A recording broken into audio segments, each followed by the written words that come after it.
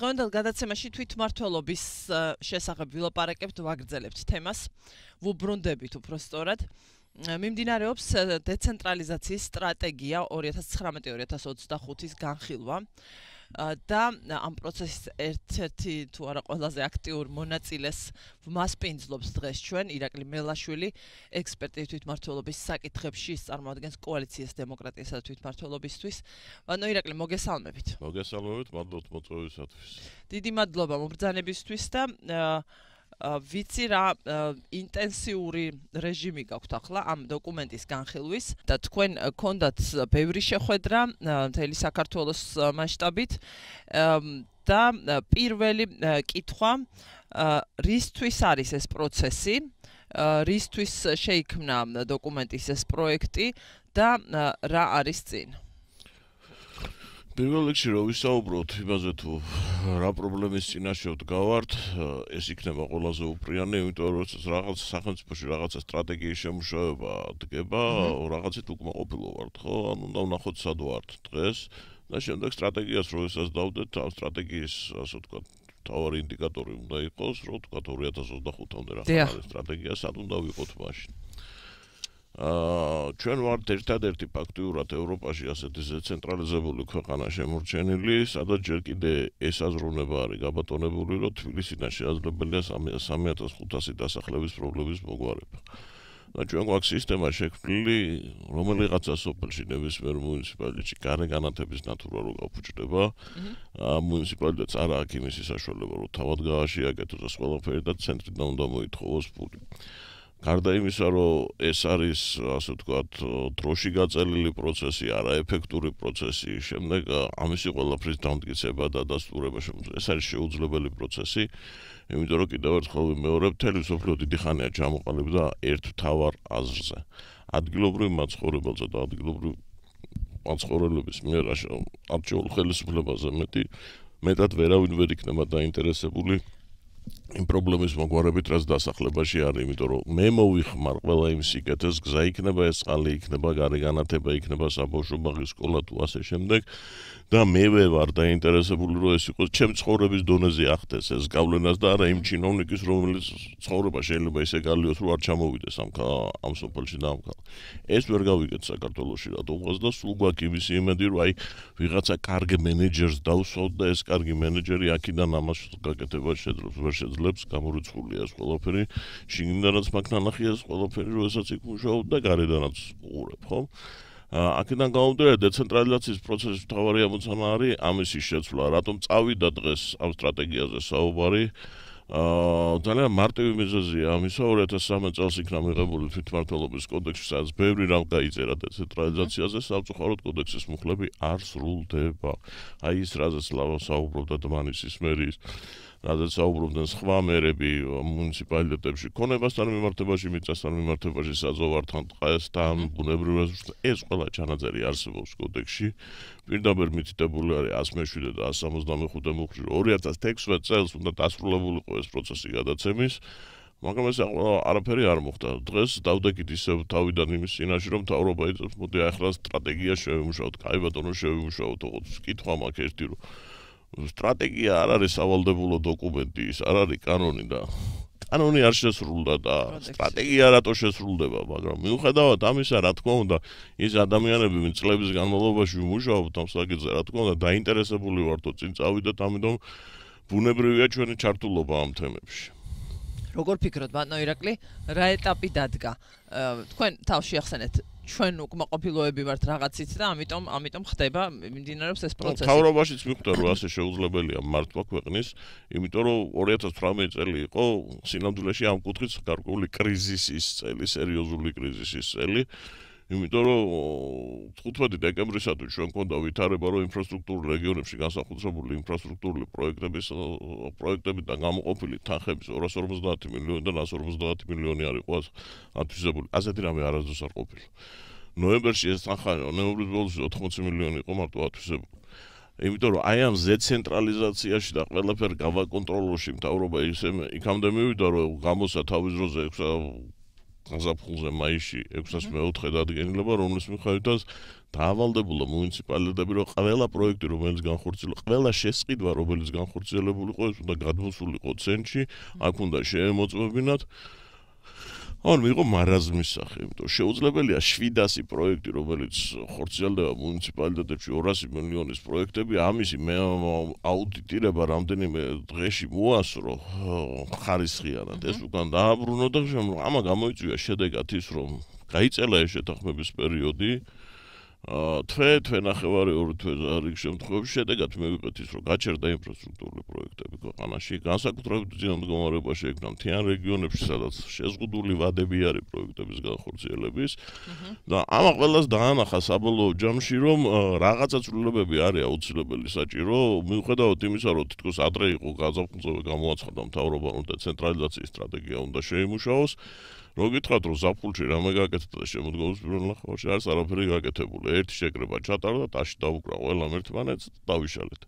მუშაობა წავიდა სექტემბრის მეორე ნახევრიდან, როდესაც მთავრობამ რაღაცა თავისი მოსაზრებები წარმოადგინა ფინანსთა სამინისტრომ, ეს ეხებოდა, ასე ვთქვათ, დაფინანსების ახალ სისტემას და ალტერნატივა შევთავაზეთ ჩვენ იმ ევროპულ გამოცდილებაზე დაყრდნობით და იმ გამოცდილებაზე დაყრდნობითაც მათ შორის რაც საქართველოში გვაქვს. ჩვენ კოალიცია? დიახ. და ეს პირველი შემთხვევა იყო თვითმმართველობაზე 20 წელია მიდის საუბარი, მაგრამ თვითონ საექსპერტო საზოგადოებაშიც ხშირად იყო განხეთქილება, რა გზით უნდა წავსულიყავით. ეს იყო პირველი შემთხვევა, როდესაც ადრე უწინდაპირისპირებულები და ერთმანეთთან აჭყუბრებიც და ახალ ჩართულებიც ყველანი შევთანხმდით იმაზე, თუ რა იყო შესათავაზებელი. ანუ კოალიციის მიერ იქნა მომზადებული პროექტი, რომელიც მერე განვიხილეთ შიგნით საექსპერტო არასამთავრობო სექტორში და საერთაშორისოებსაც გავაცანი და მერე ეს რო გადაიგზავნა, ასე ვთქვათ, სამთავრობო კომისიაში, ეს იყო უკვე ერთობლივი პოზიცია ყველასი, რომელიც ითვალისწინებს რამდენიმე ძირითად ნაწილს. პირველი ეს არის დაფინანსების სისტემის შეცვლა, რომელიც გულისხმობს საშემოსავლო გადასახადის ზიარგადასახადად დატოვებას, როგორც არის მსოფლიოში, ცივილიზებულ სამყაროში.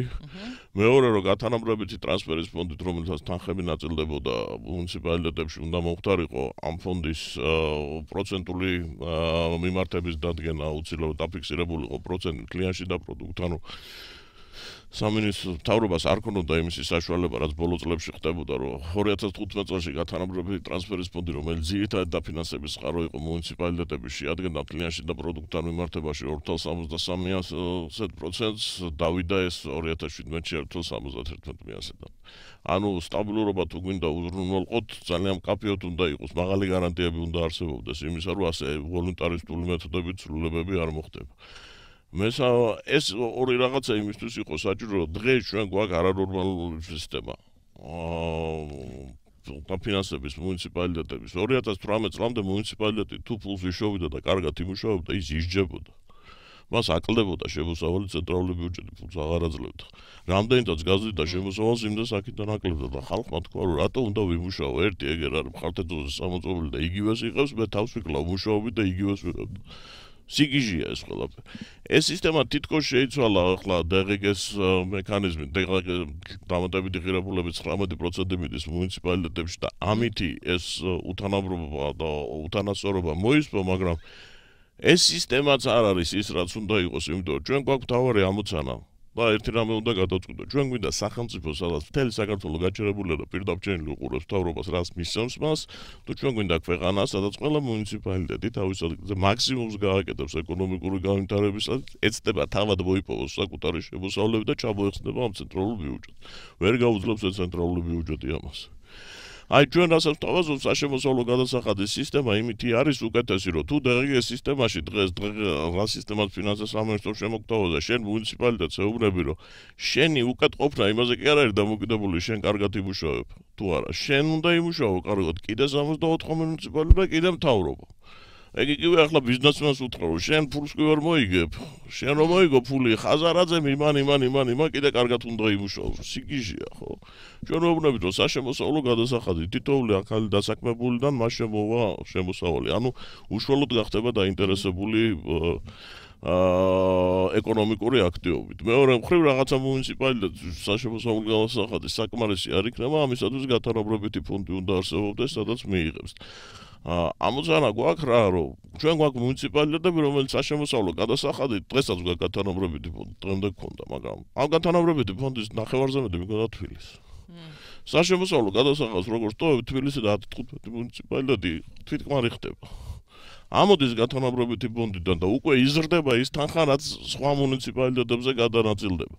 და მეტნაკლებად ჩვენ მივიღებთ სისტემას, როდესაც ერთი წყვილ მუნიციპალიტეტი დაინტერესებული არის ეკონომიკურ აქტივობაში და თუ ამას უკვე ქონებასაც მივახმარ, რაზეც იყო საუბარი აქ. ჩვენ შევქმნით ვითარებას, როდესაც მუნიციპალიტეტს აქვს ქონება, მუნიციპალიტეტს აქვს ფინანსური საფინანსო სისტემა ისეთი, რომ თუ კი მოიზიდავს ინვესტორს, მას შემოსავალი შემოუვა და ჩვენ უკვე კარგად დავინახავთ, რომელი მუნიციპალიტეტი კარგად მუშაობს, რომელიც ცუდად. ეხლა ვართ უცნაურ სისტემაში. საქართველო არის ერთ-ერთი ქვეყანა, სადაც ყველა მუნიციპალიტეტი დოტაციური. წარმოადგენა ხო გინდა რომ ფოთი გახადო დოტაციური ისეთ სისტემაში შექმნა რომ ფოთი იყოს დოტაციური რომელიც არის კარიბჭე არა მარტო საქართველოსი არამედ კავკასიის და ნავმის შუა აზიის. აი ასეთი სისტემა შექმნა. ხო, უცნაური არის თითქოს, მაგრამ ბანდო ირაკლი ეს ალბათ იმ ტიპის მართლობა რისი ცოდნა და გამოცდილება აქამდე ქონდა ქვეყანას. ის რასაც თქვენ აღწერთ და თქვენი რეკომენდაციები და ანალიზი ერთვის ამ პროექტს და შეუძლია ჩვენს მსმენელსაც რომ ნახოს, მე პირადად ვნახე დროაჯიზე, თვითმმართველობის დროა არის ასეთი გამოცემა ინტერნეტში და ძალიან მდიდარი ინფორმაციით, ყოველდღიური ინფორმაციით ასევე რეგიონებზე, თვითმმართველობის საკითხებზე და ასე შემდეგ. თქვენასაც აღწერთ ძალიან ჯანსაღად ჟღერს. თუმცა ის რასაც თქვენ აღწერთ, ამას მოაქვს მეტი დამოუკიდებლობაც მუნიციპალიტეტებისთვის. საქართველოში სხვანაირად მართავდით, ხო? ჩვენ გვაქვს უცნაური სისტემა, ბიზნესს სულ ვიძახით ნებისმიერ არჩევნებზე, რომ აი ჩვენი ბიზნესი, ჩვენი მომღერლები, ჩვენი თავად წახვედით არჩევნებზე, დიახ. რატომ? მოდი შევხედოთ საცხოვროთ, ხო? ბიზნესმენი სჭირდება ფონდები და იაფი რესურსი მთავრობის ხელშია, ქონება ჭირდება მთავრობის ხელშია, მიწა ჭირდება მთავრობის ხელშია, საინვესტიციო პროგრამები ჭირდება მთავრობის ხელშია, ტენდერებში მონაწილეობა და ტენდერები ესეც მთავრობის ხელშია. სოფლის მეურნეობა, ფერმერი, სოფლის მეურნეობის პროგრამები მთავრობა, მიწა მთავრობა, შხამქიმიკატები, დახმარებები, ყველაფერი მთავრობა, მასწავლებელი, განათლების სამინისტრო, კულტურის მუშაკი, სპორტსმენი, კულტურის და განათლების სამინისტრო. ანუ თქვენ ვერ ნახავთ საქართველოში სოციალურ ფენას, რომელშიც წარმატების მიღწევა არ იყოს დამოკიდებული მთავრობისადმი ლოიალურ დამოკიდებულებაზე. რა განსხვავება არის ჩვენს და ეს არის 5 კაცზე საუბარი. ნებისმიერი მართველი პარტია, რომელიც მოდის, ამ 5 კაცის მეშვეობით, 5 სამინისტროს მეშვეობით მართავს ამ სისტემას და აქვს ილუზია, რომ მას სიტუაცია ხელში უჭირავს. სინამდვილეში ჩვენ კარგად ვიცით ხონი, რომ ერთადმა ხელისუფლებამ სინამდვილეში 30 წლის განმავლობაში ხელში ვერაფერი ვერ დაიჭირა ბოლოში. ბოლოში დაიჭირა განადგურება, ბოლოში დაიჭირა პრობლემები, ბოლოში დაიჭირა სრული დისკრედიტაცია, რა ხდება თვითონ სოფლიოში, ხო? ეს ძალაუფლება განაწილებულია სახელმწიფოების დონეებს შორის, ცენტრი, რეგიონი, თვითმმართველობა. ადამიანს აქვს უზარმაზარი არჩევანი განვითარების. ეს ხელისუფლება ამ თვითმმართველობაში არ მოწევს, მეორეში ვიმუშავებ, მეორედან წამოვიღებ პროექტს. ეს რეგიონი არ მოწევს, იქ ვიზა. ანუ მე იმდენად ფართო მაქვს არჩევანი, რომ ჩემი განვითარება არ არის 4-5 ადამიანის კეთილგანწყობაზე დამოკიდებული. დღეს ყველა მიწის მასწავლებელმა რომ რაღაცა ხმარვა მოიღოს, შეიძლება პრობლემები შეექმნას და ბასტა დამთავრდა ის ვეღარსად ვეღარავის ვეღარ მიმართავს. ამიტომ მუდმივად სანამ ასე ვიქნებით, გვეყოლება ნახევრადამორჩილებული ბიზნესი, მეყოლება მასწავლებელი, რომელიც დარბის აგიტატორ პროპაგანდისტად იმას და არჩევნებზე, მეყოლება ფერმერი, გლეხი, რომელიც ხმას არ იღებს არაფერზე, მეყოლება სპორტსმენი და მომღერალი, რომელიც იძულებულია წავიდეს და იმღეროს ხელისუფლება კონცერტებზე, თუ არ იმღერეს შემოსავალი არ ექნება. ამ სისტემის შეცვლაზეა ლაპარაკი. მძიმე ამბავია ჩვენი პოლიტიკური ელიტისათვის ეს. ძალიან მძიმე ამბავია, იმიტომ რომ თუ კი ვლაპარაკობთ, რომ ჩვენ გვინდა ტოტალიტარიზმის და ავტორიტარიზმის დანგრევა ამ ქვეყანაში, სინამდვილეში ეს დანგრევა ეს. ძალიან დიდი მნიშვნელობა აქვს სასამართლო ხელისუფლებას. ძალიან დიდი მნიშვნელობა აქვს აღმასრულებელი ხელისუფლების და საკანონმდებლო ხელისუფლების დაყოფას. გადასარევია ეს ყველაფერი, მაგრამ ჩვენ თუ არ მოვახდინეთ ვერტიკალური დაყოფა ხელისუფლების და ჩვენ თუ დონეებს შორის არ გავანაწილეთ, არა აქვს არანაირი მნიშვნელობა ძალაუფლება სად იქნება თავმოყრილი პრეზიდენტთან, პრემიერ-მინისტრთან თუ პარლამენტთან. ის იქნება ერთ წერტილში ყოველთვის და სადაც ეს ძალაუფლება იქნება თავმოყრილი, ყველგან იქნება ზედმეტი კონცენტრაცია. ყველგან ჩვენ მივიღებთ ავტორიტარიზმის საშიშროებას. ამის გარდაქმნაზე არის საუბარი დღეს სინამდვილეში არა მხოლოდ ეკონომიკური ბერგეთების და მექანიზმების შეცვლაზე, არამედ მთლიანი ფილოსოფიის შეცვლაზე იმ სახელმწიფოში, რომელშიც ცხოვრობთ. რთული საკითხია მესმის, მაგრამ ამის გარეშე ჩვენ ძალიან შევფერხდით. აი იმ ქვეყნებთან შედარებით, რომლებიც ჩვენ სასტარტო პირობებში იყვნენ, აღმოსავლეთ ევროპის ქვეყნები და პოსტსაბჭოთა სივრცის მაგალითად ბალტიისპირეთში. ზოგზე წინ ვიყავით. მე მახსოვს 90-იანი წლების კვლევები, 80-იანების ბოლოს გაკეთებული კვლევები უნიდოსი და გაეროს. წინ ბატონო ირაკი. ეკონომიკური პოტენციალით, განათლების დონით ასე ითვლებოდა, ხო?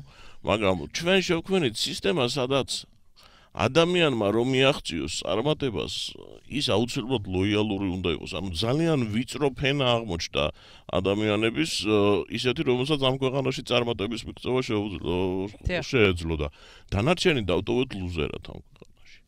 თვითმმართველობის განვითარება სწორედ ამ პერსპექტივებს შლის, როდესაც ადამიანებს ეძლევათ საშუალება თავიანთი ნიჭი, უნარი გამოიყენონ თავიანთი წარმატებისათვისაც და გამოიყენონ ქვეყნის წარმატებისას. ოღონდ ამისათვის აუცილებელი არ არის ბოდიში გამოთვლა ეს იყო პათხალიმი, მოერგო ყველა მთავრობას და ასე შემდეგ.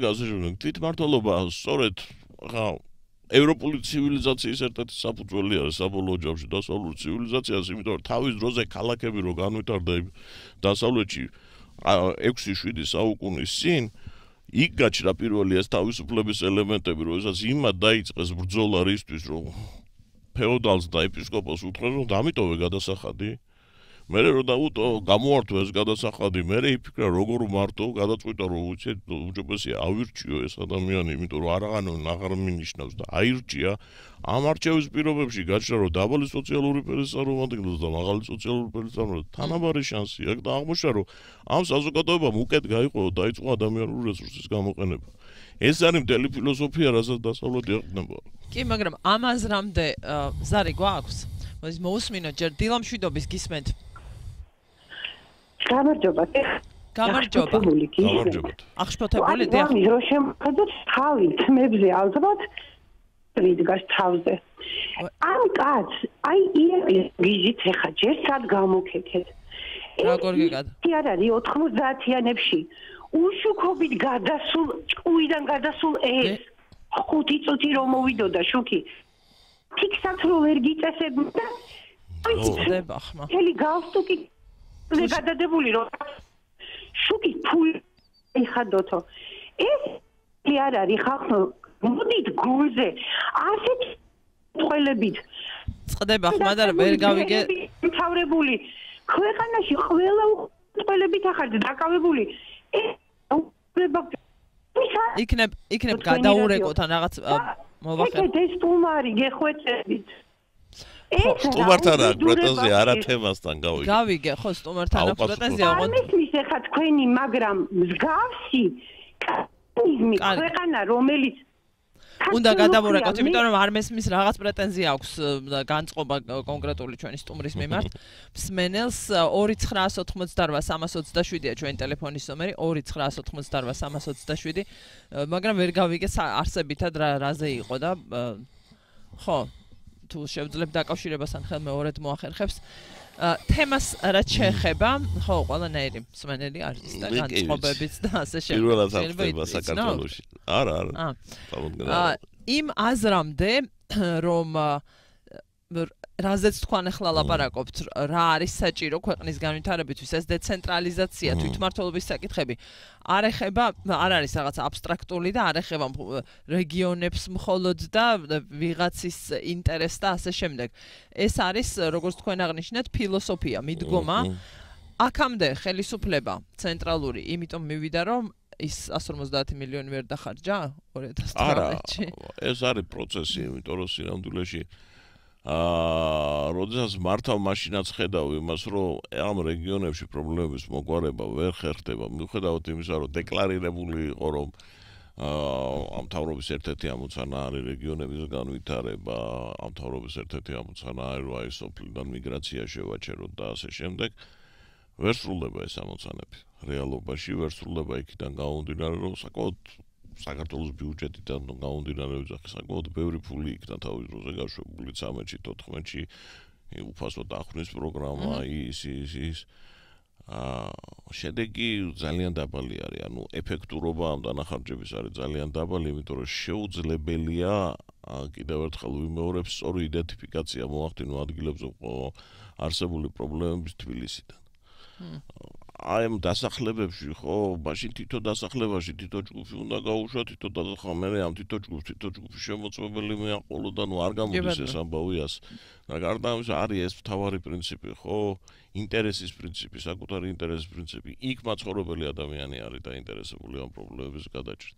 ამიტომ რაღაც ეტაპზე მაინც დაუდგათ ჩემი აზრით ის პრობლემა, რომ ის კოდექსი დაიწერა, მე არ შესრულდა, ნუ მე გარკვეული პოლიტიკა შეიცვალა. ეხლა პოლიტიკურად იმას მოუბრუნდე, რომ აი ეს კოდექსი რო დაიწერა და ვაღიარო იქ რაღაც ჩაანწერები რო იყო, ის ყველაფერი სწორი იყო და იმის გაკეთება დაიწყო ცოტა მძიმეა, ამიტომ ითქვა რომ მოდი ახალი სტრატეგია დავწეროთ. კაი ბატონო დავწეროთ. არ არის პრობლემა. მაგრამ გვაქვს სერიოზული პრობლემა, ხო? ეხლა მთავარი პრობლემა ჩემი აზრით ეს არის ეკონომიკის სამინისტროს დამოკიდებულება საკითხისადმი და ქონებისადმი, რომელიც არსებობს, იმიტომ ათასობით მიწის ნაკვეთით უამრავ შეხვედრაზე გამგებლება და მიერება დააყენეს ეს საკითხი, რომ არაეფექტურად ხდება რეგიონებში არსებული ქონების მართვა, რომელიც არის ეკონომიკის სამინისტროს განკარგვაში. ეს თემა გავაგრძელოთ, სვენელი გველოდება აუცილებლად ბოდიში რომ გაწყვეტინებ, დილამშვიდობის გისმენთ. გამარჯობა. დილამშვიდობისა. გამარჯობა გისმენთ. გამარჯობა. გაუთავებელი მიდის. ხო. კრიტიკა, ესე იგი, ჟილეტკაში ტირილი, გამოსავალს ვერ ვმოვლობთ. ყველა თვალი ბიჭირად შემოსავალზე პრობლემების გადაწყვეტა ინიციატივის გამოვლენა არავის არ უნდა. მეც ვხედავ თქვენ ლაპარაკის შემდეგ, რომ ადამიანები არ აფხავს, ჩვენ ვიცოდეთ, მე მაგალითად და არაფრით უკეთესია მგონია ევროპის იმ ქვეყნებზე, რომელიც თქვენ დაასახელეთ, რომ ჩამორჩენილები იყვნენ. ისინი ევროპული ქვეყნები არიან და შრომისთან დაკავშირებული ევროპული მიდგომები აქვთ. თქვენ როგორც გადმოსცემთ არა, თქვენ არ გინდათ მუშაობა არ გინდათ, თორე ნალოგები და ისეთი ადგილზე თვითონ უნდა მოაგვაროთ. ჩაიხედეთ თუ კანონმდებლობაა შესაძლებელი, შეამცირეთ ის მუხლები, რომ ვერ კითხულობთ. ხო და სინგაპურში 3 თუ 4 კანონი გადასახადი არსებობს და გამარტივებულია წესები. ხო და თქვენ კიდე ითხოვთ ისეთ რაღაცებს, რომ არავინ არ მოგიდა და თქვენ თვალი გიჭირათ თქვენი მეზობლების ქონებაზე. მე კარგუნებული ვარ, თქვენ პირადად თქვენ არ ვიძახი, მაგრამ თქვენ აი თანამდებობრივი ჩინოვნიკები და ჩინოვნიკები გაუხვეს. ხო. როცა საბჭოები გაუხვეს და სოფლები დატოვეს, არ მაშინ სადიხავით. ზუსტად იგივეს ვამბობდი, რასაც ეხლა ვამბობ, რომ არ შეიძლება და მაგის გაკეთება. გმადლობთ ამ ზარისთვის, ხო, ჩვენი დღევანდელი სტუმარი ჩინოვნიკი არ გახლავთ. ესეც იყო თქვენს ბიოგრაფიაში, ხომ, ეპიზოდურად და ერთხელ იყო მხოლოდ და ამ საკითხს უკავშირდებოდა სწორედ ამ სფეროს, თვითმმართველობის საკითხებს და ჩვენი სტუმარი არის ირაკლი მელაშვილი, ექსპერტი თვითმმართველობის საკითხებში. ზარი გვაქვს, მოვასწრებთ კითხვის მოსმენას და შემდეგ მეორე ნაწილში გავაგრძელოთ. არა, გაითიშა. კეთილი. ჩვენ გავაგრძელებთ საუბარს, ახლოვდება ახალი ამბების, რომ თუმცა აი ბოლო მსმენელს გამოეხმაურე და შემდეგ გავაგრძელოთ ეკონომიკის სამინისტროს ტელეფონები. რა ხო აზრი ამ კითხვაში ვერ დავინახე, სინგაპურს არ შეეხება. გადასახადების. სინგაპური არის ქალაქ სახელმწიფო ისე რამე რო იყოს, არანაირ თვითმმართველობათან, რომ არის ერთი ქალაქი. გადასახადების აქცენტი იყო. გადასახადები, საგადასახადო ტვირთი საქართველოში არ არის დღეს პრობლემა. საქართველოში არის ერთ-ერთი ყველაზე დაბალი გადასახადი. მუდმივად საუბარი იყო სინამდვილეში იმაზე, რომ გადასახადს დაუწევს ინვესტიციას მოვიძიებთ. ასახადოდ არ მოვიდა ეს ინვესტიცია. იმიტომ რომ შეუძლებელია ინვესტიცია მოწონებაზე. ძირითადად.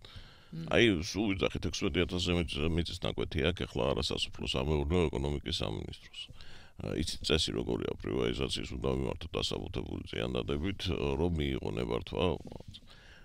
ყავს ისეთი მაგარი ბიუროკრატია, რომ დღეში ერთი წინადადება განეხილა 50 წელი დაჭირდება ამას ამ მიწას. პატრონი რო უპოვოთ. მთელ აღმოსავლეთ ევროპაში ეს პროცესი წავიდა ძალიან მარტივად, ხო? ჩავიდა ეს თვითმმართველობებზე და ერთი ცენტრის ნაცვლად ეკონომიკური განვითარების გაჩნდა ათობით და ასობით ცენტრი.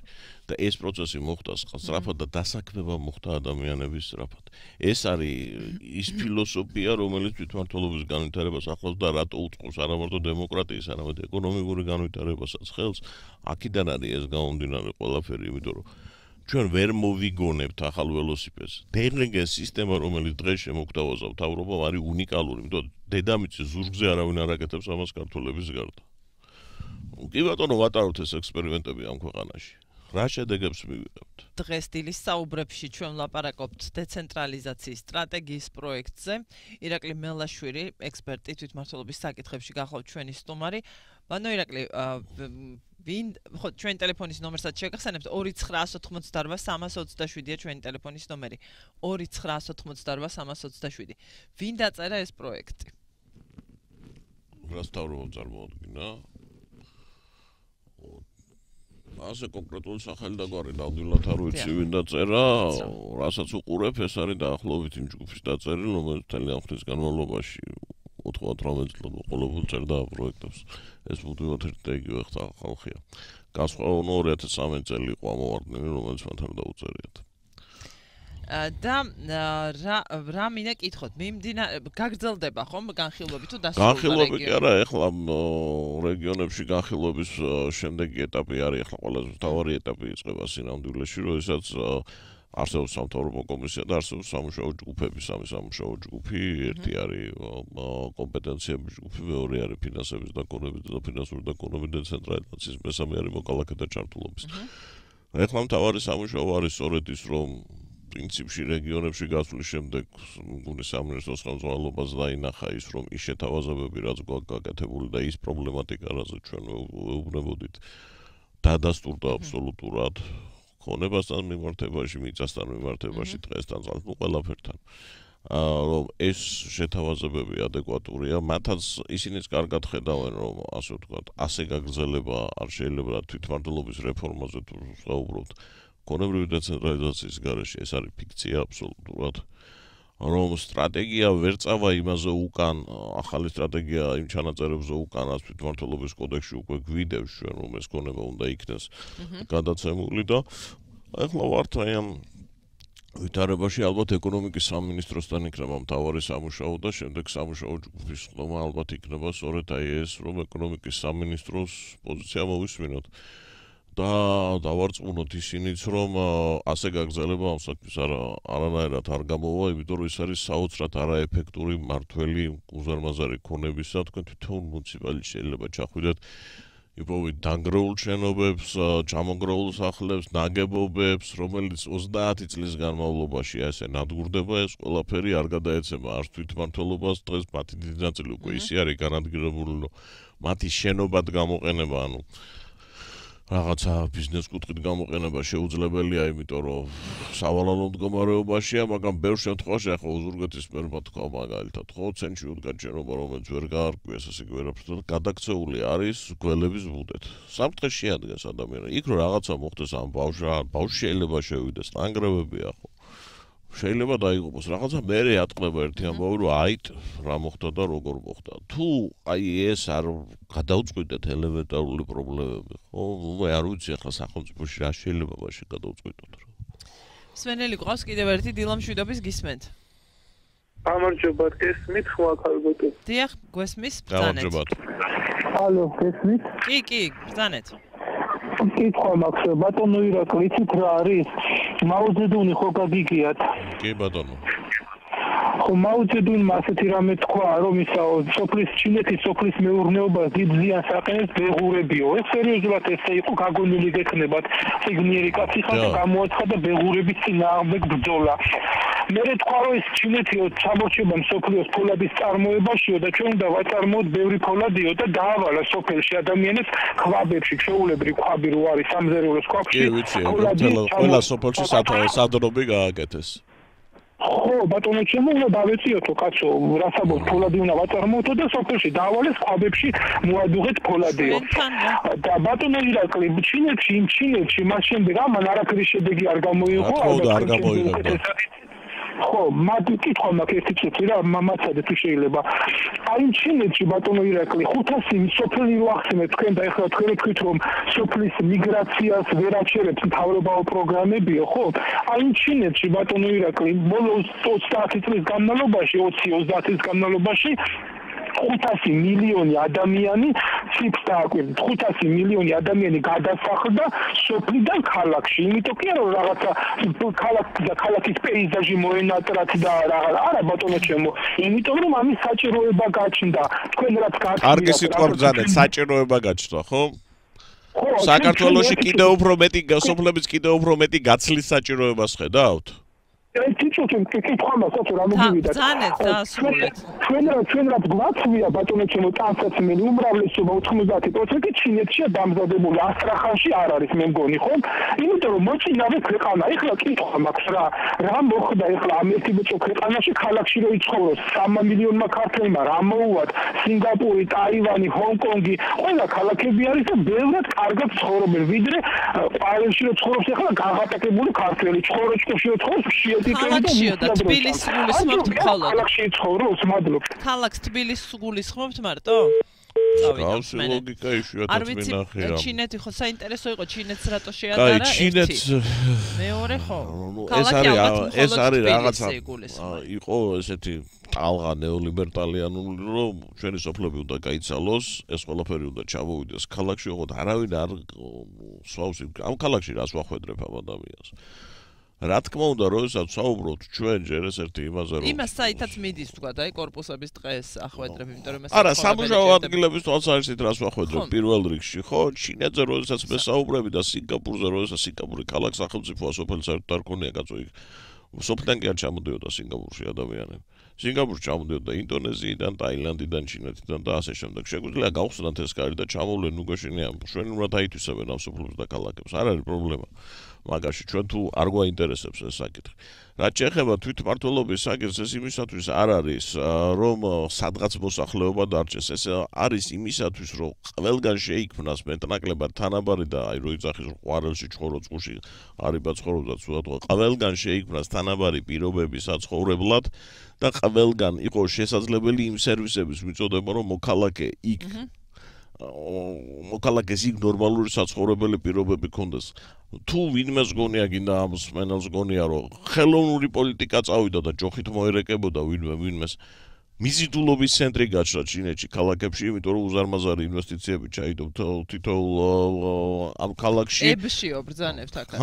ქალაქებში რა თქმა უნდა და მიზიდულობის ცენტრი დარჩა და იქ რო გაჩნდა სამუშაო ადგილი და იქ რო გაჩნდა შესაძლებლობა უფრო მეტი შემოსავალი მიეღოთ, აქედან მოხდა გაწოვა და გარდა ამისა ჩინეთს სხვა პრობლემა ჰქონდა სოფლებში. ჩინეთს ჰქონდა პრობლემა რომ ეს უზარმაზარი მასა ადამიანების ცხოვრობდა სოფლებში, სოფლები გადატენილი იყო მოსახლეობით. და ჩვენ ახლა ეგ პრობლემა მაინც და მაინც არ აქვს რა სადღაც ვერ ვხედავ მე რომ ჩვენ ქალაქებში ადამიანებს ვახვედრებდეთ ისეთ სამუშაო ადგილებს და ისეთ ინვესტიციებს ისეთ იმას და თურმე გამოსარეკი ყავდეს სოფლებიდან ხალხი ხო არ უშვებდეთ ხალხს და მეორე რაც თავარია როდესაც ქალაქებზე ვსაუბრობ თვითმმართველობის განვითარების გარეშე ქალაქების განვითარება შეუძლებელია ჩინეთზე მესაუბრებით წადით ერთი შანხაის თვითმმართველობა ნახეთ კომუნისტების პირობებში მაოზე რო ვლაპარაკობთ ქალაქში რომელშიც უამრავი თვითმმართველი ორგანო არის, რამდენიმე ათეული არჩევითი ორგანო ყავთ ქალაქში. რატომ? იმიტომ რომ თვითონ ქალაქის შიგნითაც კი იდენტიფიცირება ზუსტად მოახდინონ პრობლემების. და იქაც ქალაქის დონეზე 8 მილიონიანი ქალაქის დონეზე არ შეიქმნას დაუკომბალა ხელისუფლება. ანუ როდესაც ვსაუბრობთ იგივე ქალაქების განვითარებაზე, იგივე რეგიონულ, თუნდაც ურბანიზაციაზე. როგორ წარმოგიდგენიათ ურბანიზაცია ქალაქებში, რომელსაც არ აქვს საკუთარი ბიუჯეტი, არ აქვს საკუთარი არჩეული ხელისუფლება, არ აქვს შესაძლებლობა რომ დაგეგმოს თავისი სივრცითი განვითარება, არ აქვს იმისი შესაძლებლობა იურიდიული პირები არ არის 5 ქალაქის გარდა საქართველოში არცეთი ქალაქი. ხელშეკრულებას ვერ გააფორმებს ვერავისთან. და აქედან გამომდინარე თუ კი იგივე ურბანიზაციაზე მესაუბრებით, ნუ მთელ სოფლიოში რაღაცა გამოცდილება ხო არ შეხვარშილა ქართველებმა ყველაფერი თავიდან მოვიგონო. ქალაქების განვითარება ეს იყო თვითმმართველობების განვითარება, თვითმმართველი ქალაქების განვითარებით დაიწყო ქალაქების განვითარება ევროპაში. იმიტომ რომ მათ აიღეს ხელში თავიანთ ტერიტორიაზე ის სადავეები, რომელიც მათ განვითარების საშუალებას თავად მოაგვარებდა და არა ვიღაცა მათნაცვლად. და როცა ვიღაცა აგვარებს მათნაცვლად, ეგერ აქვს მოგვარებული მთელ საქართველოში პრობლემა. საქართველოს შემთხვევაში და მე მინდოდა და დაზუსტებამ სვენელთან, მაგრამ ვარაუდობ, რომ როცა ქალაქს ახსენებენ, გულისხმობენ მხოლოდ თბილისს და არა რომელიმე სხვა მეორე პრობლემაა. სულერთია. სხვადასხვა რეგიონებში წესია, ქალაქს როდესაც ახსენებენ მარტო თბილისს. ხო, იქ რეგიონში ქალაქელიც ხო, ქალაქს ამბობს. სადმედი ხარ ქალაქში, ესე იგი თბილისში მივდივარ. ხო და აჰა, ანუ ერთ ქალაქზეა ლაპარაკი სინამდვილეში. სვენელია კიდევ ერთი ხაზი ბატონო ირაკლი. ალო, გამარჯობათ, მოგესალმებით. ქალბატონო თქვენ სტუმარს, ნუ აი ერთი სიამოვნებაა თქვენი ადამიანის მენა. ნამდვილად ყოველთვის დიდი პატივისცემით ვიყავი ბატონო ირაკლი თქვენთან მიმართებაში დამოგეჯეკე 90-იანი წლების მე მგონი პირველ პარლამენტშივე იყავი თქვენ თედო პაატაშვილთან ერთად და აი თქვენი ნათელი გონებისთვის ყოველთვის თქვენი პატივისცემელი ვიყავი. აი ძალიან კარგი მიმოხილვა გააკეთეთ. ეხლა გინდა აგინე რაღაც ფილოსოფიური განშების განწყობაზე დადგები ადამიანი. მართლა აი რაშია აი ჩვენი ქვეყნის პრობლემა ხშირად მიფიქრია და აი ნამდვილად გამოეხმაურეთ ჩემს საფიქრალსაც. აი ეხლა კარგად ახსენეთ ბოლოს მეენთან მიმართებაში აი კომუნისტურმა ჩინეთმაო ისე მოაგვარო ანუ მე ესე მგონია რომ აი ქართველებს ნუ გამოხოთ ქართველ ამ სახელმწიფოს მოკალაკეებს გვაქვს რაღაც აი სკოლაში ინსტიტუტში გვასწავლენ ფორმის და შინაარსის კატეგორიებს. აი ამაში აცდენა გქონდა. ანუ რაღაც ფორმალისტური მიდგომა გქონდა ყველაფრის მიმართ. ეს კომუნისტები რო ახსენეთ აი ამ კომუნისტურმა ჩინეთმა მართლაც მოახერხა შედეგი დადო. აი კომუნისტი ზოგადად აი ლანსბერგის იყო კომუნისტი სიტყვაზე ხო, მაგრამ შვენივრად მართავდა მერკელის მე მგონი რომელიღაც კომუნისტურ პარტიას ანუ რომელიღაც პატარა ქალაქის კონკავშირის თუ აღწევი ესე იყო. ანუ ხო, ანუ ამაში არ არის ანუ თავარი შინაარსია და არა ფორმა მე ესე მგონია რა. აი ის თქვენ რო ახსენეთ ხა ყველა მართლაც აი ამ ქვეყანას ხა 90 რომელი 15 მე მგონი 17-ში შევედით აი ეს ცნობილი ჟვანიას გამოთქვა ქართველი მასშტაბური ევროპელი მე მგონი ჯერ კიდევ მაშინ ევროსაბჭოს ჰქონდა რამდენიმე პუნქტი ანუ დამოუკიდებელი სასამართლო ეს არჩევნები და თვითმმართველობაც მე მგონი ეს პუნქტი შედიოდა. დიახ. და აი ნამდვილად აი სრული ჩავანაგო მაგრამ თვითონ შევანაძის დროსაც რომელთაში რამდენი წელი გავიდა უკვე მე მგონი გადასახადი მე მგონი 12 გადასახადი მე მგონი ადგილობრივში რჩებოდა ჯერ კიდევ მაშინ გადასახადი სრულად რჩებოდა ადგილებზე. დიახ, აი ხო, ნუ გამარჯობა საერთოდ. ხო და აი ამდენი დრო გავიდა და ქვეყანა ყოველმხრივ უკან მიდის. აი ყველა სექტორში, უბრალოდ მე სექტორი აღარ ვიცი, რომელზეც შემიძლია, მე მგონი ერთ-ერთი აი ლაშა ტალახაძე, რომელიც ყავს, აი სანაკებო დანჩე. თალკე სექტორია ლაშა ტალახაძე. გაზაგები ადამიანი ძალიან მიყვარს ის ადამიანი თავისი ასე მონაცემები და თავდაბლობის გამო. ანუ თქვენ რო ახსენეთ აი ხა ფოთის კარიბჭის აი ეს შემოსავალი ამდენი და დოტაციო ეს ნამდვილად სიმპტომატურია ქვეყნისთვის რა. მართლა აი სოფლის დაცვასთან დაკავშირებით იმ დღეს უსმენდი ობიექტივზე 60-მდე სოფელი საერთოდ გაუკაცრიელებულია 25 სოფელში მხოლოდ ერთი ადამიანი ცხოვრობს 39 თუ 40 სოფელში მხოლოდ 2 ადამიანი ცხოვრობს და ეს არის აი საშინელება თვითონ ნულები მივუმატეთ მაგას 390-600 ეგრეთ. დიახ. და ეს აი საწოდაობა არის და ბოლოს აი ფიქრობ აი რუსული გამოთქმა რო არის აი што ძელაც აი კაგო გადმოვაგე რა უნდა გავაკეთოთ აი აღარ ვიცი ყველაფერი მიდის საბოლოოდ პოლიტიკურ ნებამდე უბრალოდ ის რომ ჩვენ საზოგადოება ამდენად სუსტი ვართ აი არა ვართ მომთხოვნი თორე ამდენს როგორ უნდა გვიბედარდეს თავრობა აი ამდენი არც ერთი დაპირება არ შეუძლია ეს კაცი საერთოდ ევროპა გავაოცო ჩემო დემოკრატიითო ხო ელემენტარულად და ყველაფერი უკან მიდის თუნდაც დემოკრატიული ხარ მატერიალზე აღარ მაქვს ლაბარი მოკედ რო არ გავაგზელო აი თქვენ რას ფიქრობთ ანუ პოლიტიკურ ნებაში ალბათ გამოსავალი ხო აი რა ხდება რატოა მიზეზი რომ არ მოდის სათავეში ვერ მოყვავს თუ არ მოდის რომელსაც უყვარს თავი აი როცა გიყვარს ის შენი სიყვარული საგანი ხო იმის ყველაფერს აკეთებ რომ უკეთესად ცხოვრობდეს ესე იგი რა ხდება რომ ნორმალური წესიერი ადამიანი ვერ მოდის პოლიტიკაში და აი თქვენთან მიმართებაშიც თქვენ ადრე იყავით პოლიტიკაში და ხო არაპირებთ თქვა დაბრუნებას. ბოდიში დიდი მადლობა ზარისთვის 29988 იყო ტელეფონის ნომერი. ძიმე კითხვა საერთოდ ზოგადად პოლიტიკაში დაბრუნებაზე ხო მეგადად დაბრუნებაზე მარტო მადლობთ ჯერობით ამის ვერანაირ შესაძლებლობას და ვერც აუცილებლობა საქმე და სიყვარულის ნაკლებობაში ქვეყნის მე არ მიმაჩნია ისეთ მიუხედავად იმისა რომ ძალიან დაპირისპირებული ვიყავი შევარდნაძის ხელისუფლებასთან სააკაშვილის და ხელისუფლება მე არ ვფიქრობ იმას რომ მათ ქვეყანა არ უყვარდათ ას ძალიან უტრირებული გაგება არის ეს ზოგადად პოლიტიკაში უბრალოდ ეს არის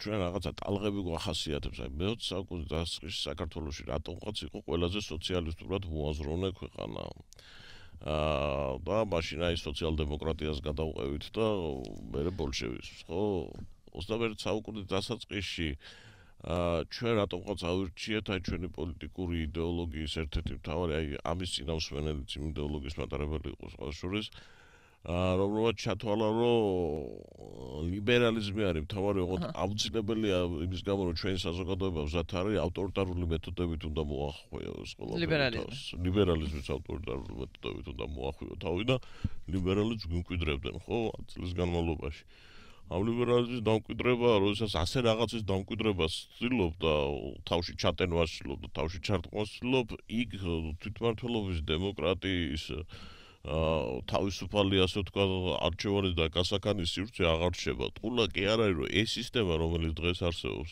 ეს სისტემა 2005-ში დაიწყო 2008-ში დასრულდა, როდესაც საშემოსავლო გადასახადი მთლიანად წამოიღეს სენჩი და 0-ზე დასვეს მუნიციპალიტეტები, ხო? ანუ პოლიტიკური ნებისნაკლებობა არის და რატომღაც ქართული პოლიტიკური კლასის დიდ ნაწილს და ლიდერშიპის დიდ ნაწილს წარმოუდგენია რომ მართვის ერთადერთი მეთოდი და ეფექტური მეთოდი არის ის თუ ადამიანი შენზე არის დამოკიდებული. ისინი მუდმივად ცდილობდნენ ტრანსფორმირება ისე მოეხდინათ მართვის სისტემის, რომ რაც შეიძლება მეტი ადამიანი ყოფილიყო მათი ხელიდან გაცემულ სიკეთეზე დამოკიდებული, მთავრობის ხელიდან გაცემულ სიკეთეზე დამოკიდებული და ისინი თვლიდნენ ამას, რომ ამით მართავდნენ ვითარებას. სინამდვილეში ეს სისტემა იწვევდა რომ კლავდა ნორმალურ ქვეყნებში არსებულ სისტემას, რომ მთავრობის ამოცანა ის არის, რომ პრობლემები გადაჭრას. ის კი არა, ყველა მის მასზე იყოს დამოკიდებული, პრობლემები გადაჭრას და ვერ ჭრი ამ სისტემაში პრობლემებს და საბოლოოდ ყველა ხელისუფლება მარცხდებოდა. ამიტომ ეს უნდა გაიგოს ნებისმიერმა ხელისუფლებამ, ნებისმიერმა პოლიტიკურმა ძალამ, რომ მკვდარია განვითარების პერსპექტივა ამ სისტემაში და ვიკლავთ თავს შევამცირეთ გადასახადებ, რომ არ ვქენით, არაფერი არ ხდება, ხო? ყველაფერი ისევ თვითდინებით ჩვენ მოწმეები ვართ ბატონო ირაკლი მელაშვილია რადიო თავისუფლების დილის საუბრების სტუმარი ციკლურად ვუყურებთ და ვაკვირდებით რასაც თქვენ ახლა ბრძანებთ ნებისმიერი ხელისუფლება რომელიც მოვიდა არჩევნებით მოსული თუ არა დანაპირები ყველასი არის თვითმმართველობას ფოთაშორის ხო რა თქმა უნდა შემდეგ არჩევნებს შორის რაც ხდება შემდეგ მეორევა და ხდება როგორც წესი ვაკვირდებით ძალაუფლების კიდევ უფრო გამტკიცებისთვის ყველაფრის კეთება ხო შემდეგ ამას ბუნებრივია ეს მოყვება და შემდეგ სრულდება ხო და შემდეგ იცვლება და ასე ერთი და იგივე ციკლია. წრეზე ტრიალებთ ასე. ხო, ეს ანუ ერთსა და იმავე სერიას ვუყურებთ, ასე ვთქვათ. მართვის სადავების ხელიდან გაშვება, ითვლება ის, რაც შეიძლება კი არა და მიცემდა ბიძგს განვითარებას. იმიტომ რომ ადგილზე თუ არ განვითარდა, ქვეყანა თავისით ასე ჰაერში ვერ განვითარდება. რეალურია ის პროცესი, რაც ახლა ხდება, იმიტომ რომ სწორედაც რომ ლაპარაკი უკვე არ ვიცი რამდენი ხანია. ნუ არიან ოპტიმისტები, არიან პესიმისტები, მე სადღაც შუაში ვარ. მე ვფიქრობ, რომ თავრობაში არიან ადამიანები, რომლებიც რეალურად ხედავენ იმას, რომ ასე ვარ თუ არ შეიძლება. მინისტრები თუ ქვემოთ? მათ შორის მინისტრებიც. მეორე მხრივ მე ვიცი ის, რომ თავრობაში ყოველთვის იყვნენ ადამიანები, ყველა თავრობაში, რომელიც ხედავდნენ, რომ ეს სისტემა შეასრულებელი იყო. ყოველთვის ეს ადამიანები და ეს ადამიანთა ჯგუფი მარცხდებოდა ძალოვან ლობისთან და იმ ფინანსურ-ეკონომიკურ ლობისთან, რომელიც ცდილობს რომ ცენტრალიზებული სისტემა შეინარჩუნოს, იმიტომ რომ მსხვილი ბიზნესის მაგალითად უფრო მეტად დაინტერესებულია რომ ერთ კაცთან კონდეს საქმე და ერთ კაცთან გაარკვიოს ხოლმე საქმე, ვიდრე ეს უფლებამოსილეები გადანაწილებული იყოს, ასე ვთქვათ, სხვადასხვა დონეებზე და მას უწევდეს აი ამ რეალური კონკურენციის პრინციპში შესვლა.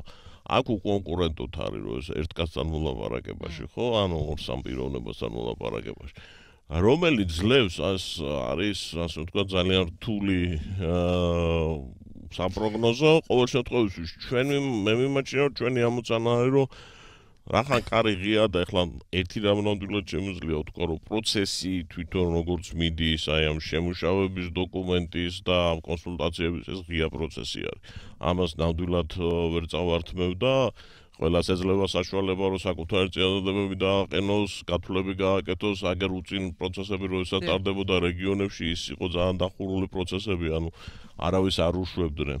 ახლა როგორ არის? არა, სამოქალაქო საზოგადოებაც მოდის, ჩვენც მივდივართ, მერების გამგებლებიც მოდიან, ადგილობრივი არასოდეს საკმაოდ რთული, ვთქვათ, სამეგრელოში კახეთში საკმაოდ რთული იყო ხელისუფლებისათვის ის მოსასმენი, რასაც მას სამოქალაქო საზოგადოების წევრები ეუბნებოდნენ, ეხებოდა ქალაქების თვითმმართველობის გაუქმებასაც და კიდევ ბევრ საკითხს. ისმენდნენ ისინი ამას ყველაფერს.